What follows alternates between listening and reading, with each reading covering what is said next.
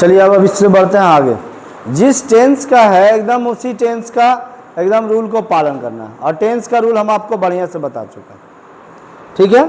अब मान लीजिए ये प्रेजेंट इंडेफिनिट, प्रेजेंट कंटिन्यूअस। अब मान लीजिए कोई प्रेजेंट परफेक्ट में आ जाए, जैसे कहता है who has solved this question, इस प्रश्न को किसने हल किया या कौन हल किया। फिर हम लोग लिख देते हैं कभी कभी who wrote the Ramayana, who wrote the Ramayana, Ramayana किसने लिखा, है ना। रामायण किसने लिखा जैसे हम लोग बात करते हैं, तो यहाँ देखिए हु का हो जाएगा बाई हुम। अब देखो दिस क्वेश्चन आएगा तो हैज का हैज हो गया, और दिस क्वेश्चन चूंकि सिंगुलर है इसलिए हैज ही है। और V3 का पैसिव बीन प्लस V3, ये देखो बीन सॉल्व हो गया, क्वेश्चन मार्क बन गया, कोई दिक्कत परेशानी नहीं। दूसरे बात में आइए, फिर यहाँ बाई हुम। अब यहाँ देखो V2 है तो पास्ट ऑफ इंडेफिनिट टेंस, और पास्ट इंडेफिनिट में क्या लिखेंगे, by whom was the Ramayana written, question mark बन गया। समझ में आ रही बात। कोई टेंस में रहे एकदम उसी टेंस के नियम का पालन। जैसे मान लीजिए कभी कभी कोई व्यक्ति बोल दे हु विल हेल्प यू, कौन तुम्हारी मदद करे, फिर बोल दिया गया हु कैन डिफीट मी, कौन मुझे हरा सकता है। फिर देखिए लिख देंगे हु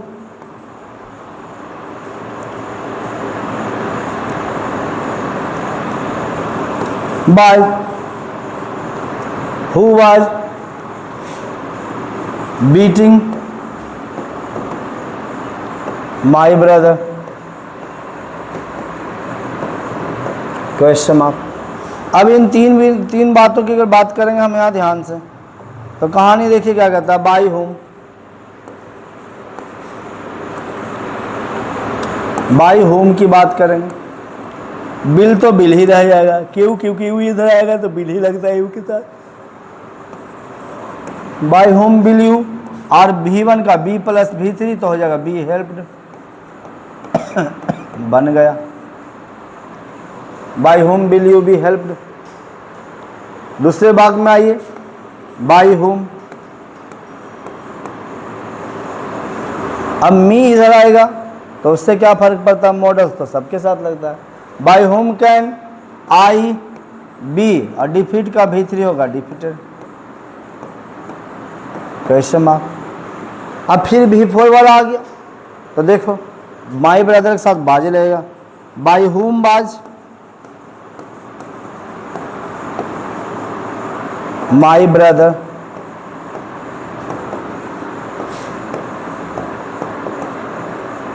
बीइंग बिटन। अब एक बात और गौर करने के लिए आप लोग की थी, यहाँ हु के साथ देखिए बाज सिंगुलर लगाए, हु के साथ हैज सिंगुलर लगाए, हु के साथ देखिए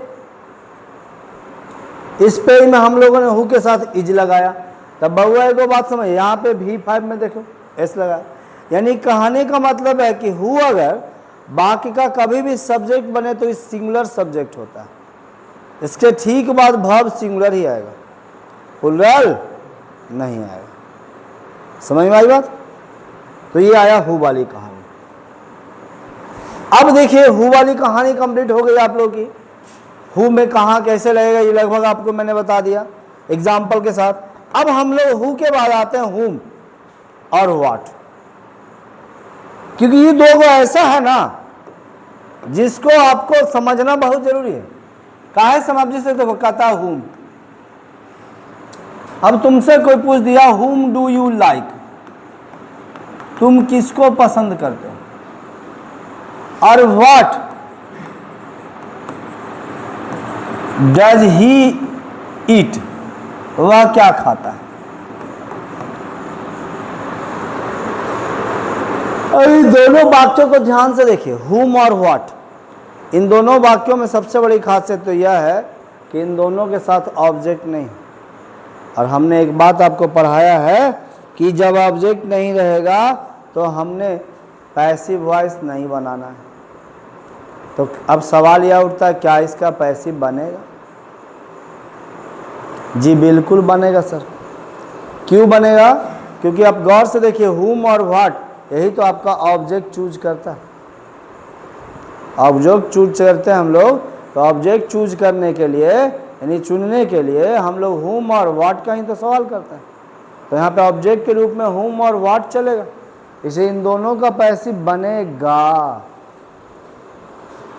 जैसे अगर कभी मान लीजिए कोई व्यक्ति ने सवाल कर दिया कि व्हाट इज ही डूइंग, वह क्या कर रहा है, व्हाट या whom हैज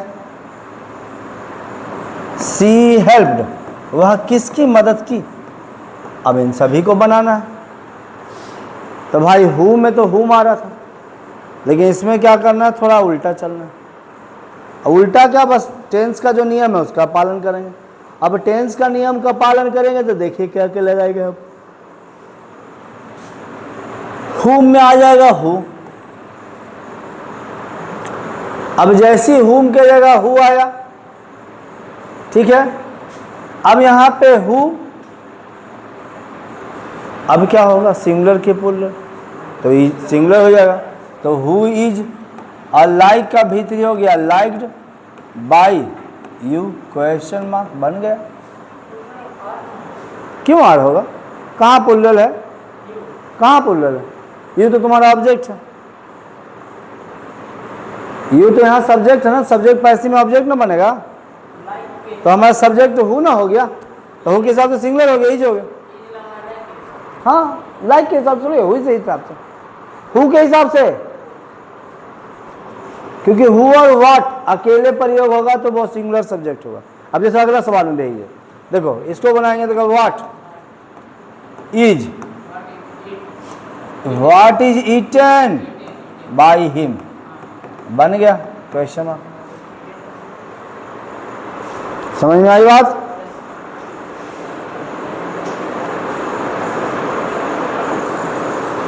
चलिए अगले दोनों सवाल को देख लेते हैं। और अगले दोनों सवाल को देख रहे हैं तो यहाँ WH वर्ड में व्हाट है तो व्हाट हो गया, इज का इज हो गया, डूइंग इधर आएगा तो बीइंग हो गया, और डू का भीतरी हो गया डन, डन बाय हिम, बन गया क्वेश्चन मार्क। तुम नहीं दिखाया, आप नहीं देखेंगे।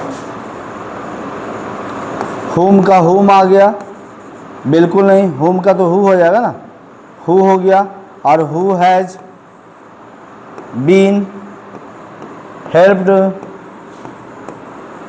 Bye her. तो बउआ समझ में आ गया होगा कि हुम और व्हाट से कैसे बनाते हैं। कुछ नहीं करना है, हुम और व्हाट वाला यानी हुम और व्हाट वाले में उधर अगर ऑब्जेक्ट नहीं भी है तब भी हम उसका बना सकते हैं क्या, पैसिव वॉइस। कहानी समझ में आई बात? तो अभी तक तो हुम वाली बात चले। अब आइए अब WH क्वेश्चन वाली बात कर लेते हैं। जैसे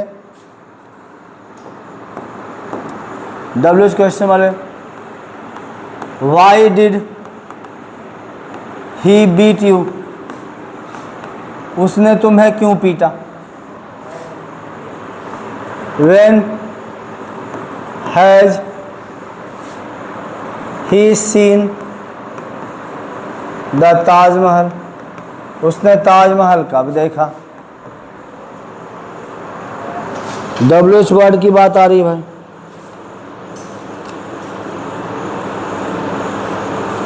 हाँ हाँ,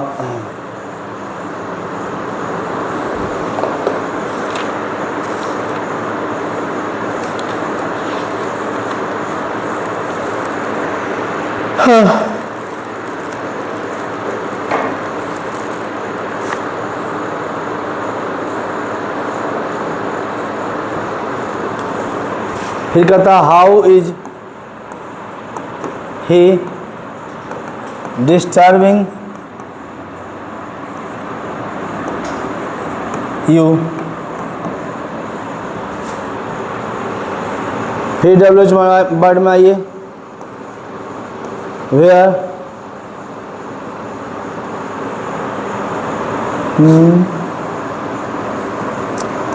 where will he buy a car, और लास्ट WH क्वेश्चन का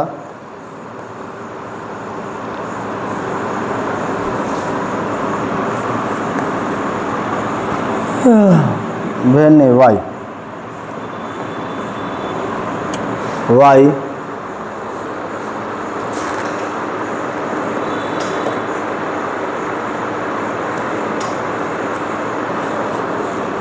had Rajiv denied my proposal. अब इन सब को बनाना है तो टेंस के अनुसार बनेगा, तो एक बार आप लोग टेंस के अनुसार ट्राई करें, फिर मैं बताऊंगा। चलिए बनाते हैं अब इसको। देखो WH वर्ड है ना, तो WH वर्ड जे है वो जे छोड़ दो।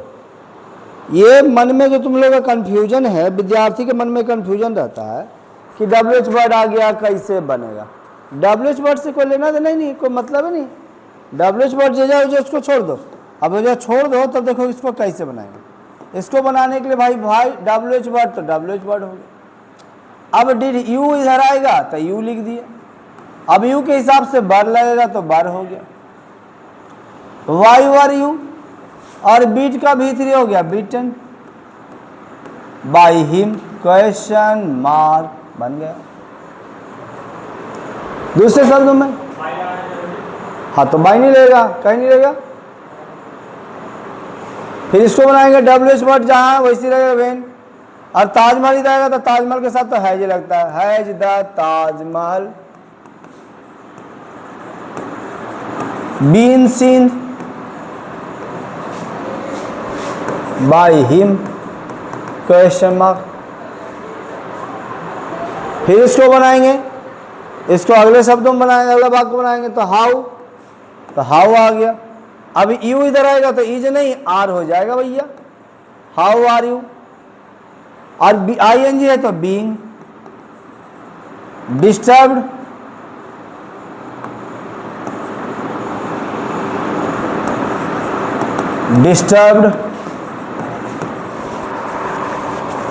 being disturbed by him question mark। Where WH word where है जैसे वैसे ही रह गया। आकार इधर आएगा तो बिल ही लगेगा, बिल आकार। Be about by him.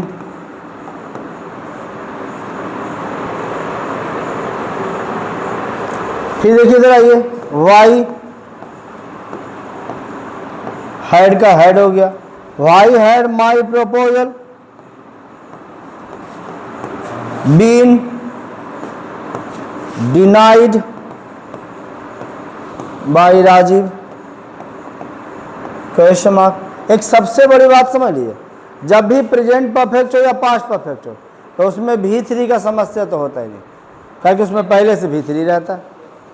सबसे बड़ी बात ये सोचने वाली बात, हम लोग इस पर ध्यान ही नहीं देते। समझ में आई बात? चलो अब WH वर्ड वाला भी कहानी खत्म हो गया, WHO वाला भी, हु वाला भी सीख लिए। अब हम लोग चलते हैं, ठीक है। अब बेसिकली कुछ खास नहीं है, लेकिन बच्चा विद्यार्थी परेशान रहता है, जिसको हम कहते हैं डबल ऑब्जेक्ट, कि दो गो ऑब्जेक्ट रहेगा तो कैसे बनाएंगे। जैसे देखो, मैं अपने लिए ही एक वाक्य तुम्हारे सामने रखता हूं, ठीक है। आई टीच, मैं पढ़ाता हूं यू, तुम लोगों को English. I teach you English. अब इसको बनाना है भैया, अब इसको करना है पैसे। तो गौर से देखो, इसमें ये इसी को बोलते हैं डबल ऑब्जेक्ट। एक ऑब्जेक्ट, दो ऑब्जेक्ट। Double object. तो डबल ऑब्जेक्ट मतलब में कुछ है नहीं, जो नियम जानते वही जानना, उसी के अनुसार क्या करना भाई। पहले जो ऑब्जेक्ट, पहला ऑब्जेक्ट मान लेते यू से बना लेते हैं, पहले यू को लेके आए, यू इधर आ गया, और प्रेजेंट इंडिफिनेंस में यू आर हो गया, you are taught, you are taught, ठीक है, English, you are taught English by me, बन गया। जो नियम जानते हो वैसे। दूसरे तरीका से अगर इसको बनाना है, दूसरा तरीका से बनाना है, कुछ नहीं करना है, ये दूसरा ऑब्जेक्ट लेके आइए, इंग्लिश, इंग्लिश इज टाउट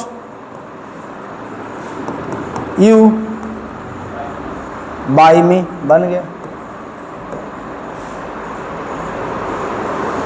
ऐसे करके तो बनाना है, कुछ ज़्यादा दिमाग तो लगाना नहीं है, समझ में आई बात। ऐसे करके बनाना है, कुछ ज़्यादा दिमाग नहीं लगाना है।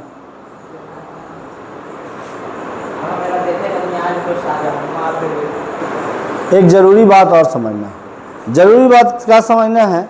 अब देखिए कहानी क्या होता है इसमें, जो है कभी कभी देखो ये जो ऑब्जेक्ट आया है, यानी यहाँ पे जो हम लोग लिखेंगे, यानी वाक्य आया सब्जेक्ट, और सब्जेक्ट के बाद वर्ब, और वर्ब के बाद ऑब्जेक्ट, और फिर ऑब्जेक्ट, यानी object plus object, double object आ गया।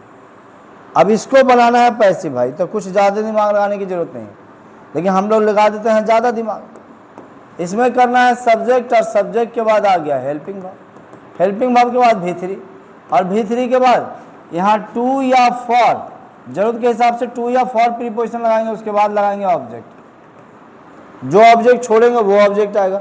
उसके बाद लास्ट वाला बाई प्लस, यानी बाई प्लस ए भी का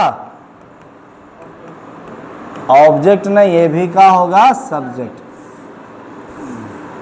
ए भी का सब्जेक्ट, यानी एक्टिव वॉइस का सब्जेक्ट, ठीक है। अब यहाँ पे बात ये आता है कि ए भी यानी एक्टिव वॉइस का सब्जेक्ट आप लगा भी सकते हैं, नहीं भी लगा सकते। अब जैसे यहाँ पे देखो, English is taught you by me, लगाइए चाहे नहीं लगाइए कोई दिक्कत नहीं। अब जैसे मान लीजिए तुमको एक बात लिखा गया, ही बाई, अब रखा गया कि ही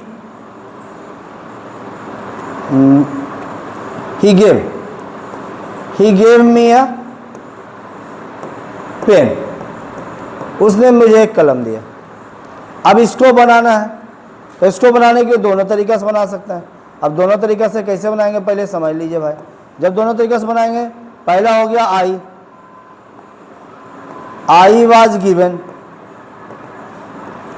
अ पेन, आपकी इच्छा है तो बाई हिम लगाइए, और नहीं इच्छा है तो नहीं लगाइए, कोई दिक्कत परेशानी नहीं होगा। अगर नहीं लगाइएगा तो समझ में आई बात। लेकिन अगर दूसरा से बनाएंगे आप पेन, ठीक है, कलर चेंज कर देते ताकि दिक्कत ना हो आप लोगों को।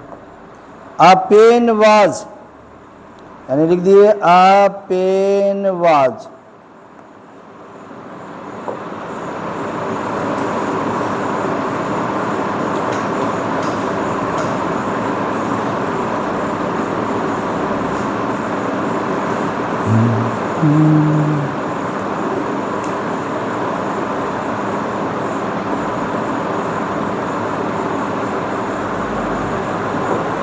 a pen was given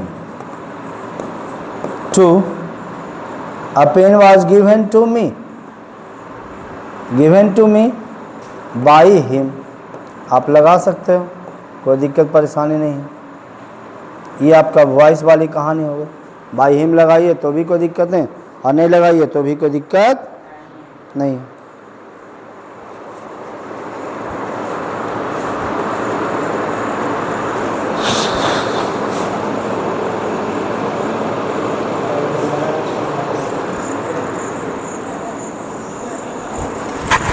अरे घूमना आ गया, घूमना आ गया खाली। डबल ऑब्जेक्ट का एक और एग्जांपल बहुत जरूरी है, जैसे ही बाउट मी अ शर्ट। अब इसको बनाएंगे, तो जब इसको बनाएंगे तो कुछ ज़्यादा दिमाग लगाने की जरूरत है नहीं भाई। क्या हो जाएगा, I was bought a shirt, by him लगाओ या नहीं लगाओ कोई दिक्कत नहीं है, लेकिन दूसरे शब्दों में अगर लेके आएंगे असर्ट इधर लेके आएंगे तो ऐसे बनाएगा असर्ट इज कैसे होगा, बाजी ना होगा जी, असर्ट बाई बाउट, और यहाँ टू मी ने फॉर मी, क्योंकि मेरे लिए ना खरीदा, मेरे पास थोड़ी दिया, मेरे लिए, फॉर मी, बाई हिम लगाओ या नहीं लगाओ कोई दिक्कत नहीं है भाई। ये हो गया डबल ऑब्जेक्ट की कहानी। चलिए अब अगली कहानी को देखते हैं। अगली कहानी जो है इसको बोलते हैं वर्ब, और वर्ब प्लस प्रीपोजिशन, यानी वर्ब के साथ लगा रहेगा प्रीपोजिशन। अब ये इसमें कुछ नहीं है, लेकिन लोगों को लगता है कि कैसे बनेगा, हमारे हिसाब से तो इसमें कुछ नहीं भाई। अब जैसे कहने का मतलब है, ठीक है, कोई भी विद्यार्थी कहता है आई लुक आफ्टर, अब लुक के साथ आफ्टर प्रीपोजिशन हो गया, क्योंकि मैं देखभाल करता हूँ, I look after my parents, मैं अपने माता पिता की देखभाल करता हूँ। अब इसको बनाना तो कुछ करना थोड़ी है, इसको जब बनाएंगे पैसिव, तो पैसिव बनाने के लिए जो जानते हैं माई पेरेंट्स, अब यहाँ पे लिख देंगे माई पेरेंट्स। अब माई पेरेंट्स पुल्लर हो जाएगा, क्योंकि पेरेंट्स का माता पिता दोनों का बोध होता है, इसलिए पुल्लर होगा। My parents are looked after according to present indefinite tense, looked after by me, बन गए प्रेजेंट इंडेफिनिट टेंस के अनुसार। प्रीपोजिशन जहाँ पे है वहाँ पे छोड़ देना है, उसको कुछ करना थोड़ी है। अब जैसे मान लीजिए एक बात और लिखिए, एक सेंटेंस और कहता है नो वन, लिखा नो वन ऑब्जेक्टेड, बन एक साथ,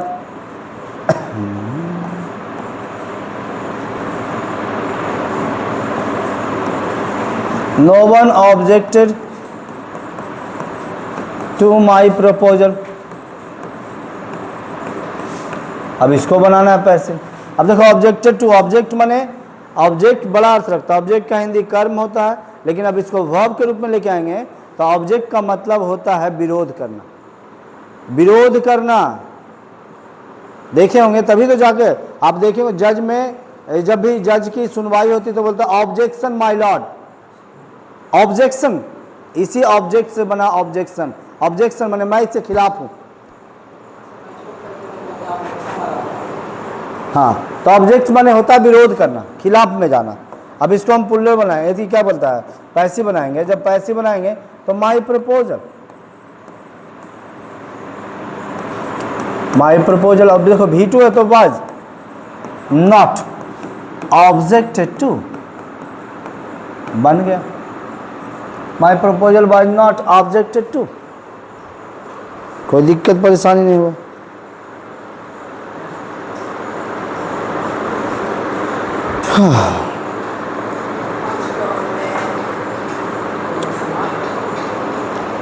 ये हो गया वर्ब प्लस प्रीपोजिशन। कभी कभी कोई बोल दिया ही, एक वाक्य रख दिया गया और बोला गया कि ही, you must not laugh at the poor. अब इसको कहाँ बनाओ भैया, अब इसको बनाने के लिए दिमाग ज़्यादा लगाने की कोई ज़रूरत नहीं है, और दिमाग ज़रूरत नहीं है तो क्या है, तो ध्यान से समझ लीजिए कैसे नहीं ज़रूरत है। जैसे है, अब इसका ऑब्जेक्ट हो गया द पुअर को इधर लेके आओ,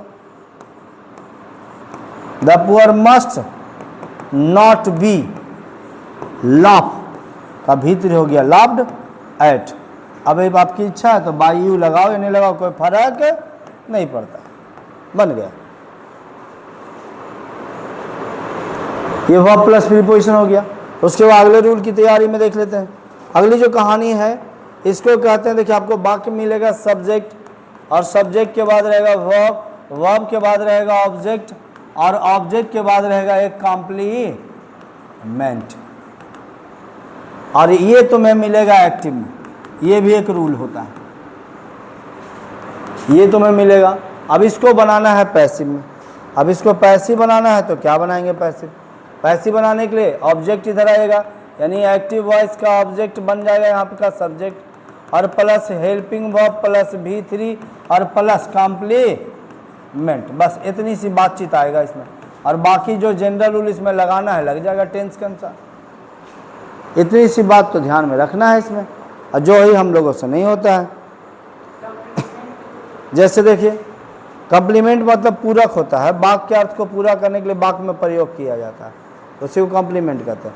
जैसे मान लिया पीपल, लोगों ने, मेड बनाया, हिम उसे, क्या बनाया भाई, तो सेक्रेटरी, लोगों ने उसे सेक्रेटरी बनाया। समझ में आई बात। अब मान लिया दूसरे वाक्य में आते हैं। अभी जैसे देखो तुम ही लोग के लिए एक वाक्य है, यू, ठीक है, यू से ज्यादा बेहतर होगा यू, हाँ, you selected Rahul the captain, या राहुल कैप्टन, नहीं, राहुल द कैप्टन। तुमने राहुल को क्या किया, कैप्टन सेलेक्ट किया तुम लोगों ने, यही बात आ गई। ठीक है, यहाँ पे सेलेक्टेड या इलेक्टेड भी लिख सकते थे। अब यहाँ पे देखिए क्या बनाएंगे इसको, पैसिव। जब यहाँ पे पैसिव बनाना होगा तो पैसिव बनाने के लिए कुछ नहीं, जो हम जानते ही इधर आ जाएगा और यहाँ में बाज हो जाएगा, ही वाज मेड सेक्रेटरी, बन गया, कोई दिक्कत नहीं। इसको बनाएंगे तो आ जाएगा द कैप्टन, सॉरी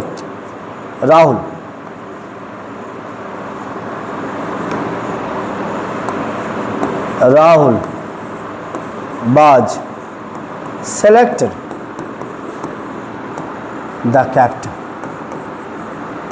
या सिर्फ कैप्टन भी लिखेंगे चले, कोई दिक्कत नहीं। राहुल को चुना गया, क्या चुना गया, तो कैप्टन चुना गया।